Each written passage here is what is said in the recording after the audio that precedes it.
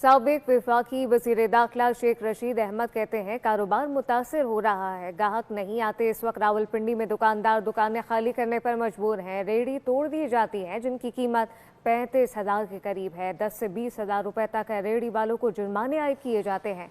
इस वक्त सबसे बड़ा मसला जुर्माने से है। तमाम तर जो इदारे हैं उनको नज़रसानी करनी चाहिए।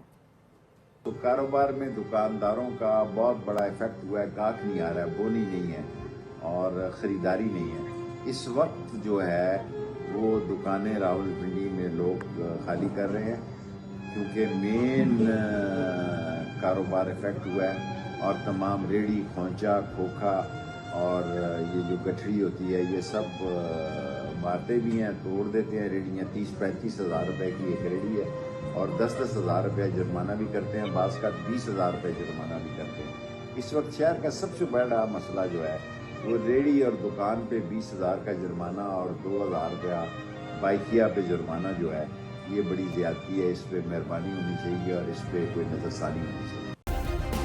सब्सक्राइब करें और बेल दबाएं ताकि कोई खबर रह न जाए।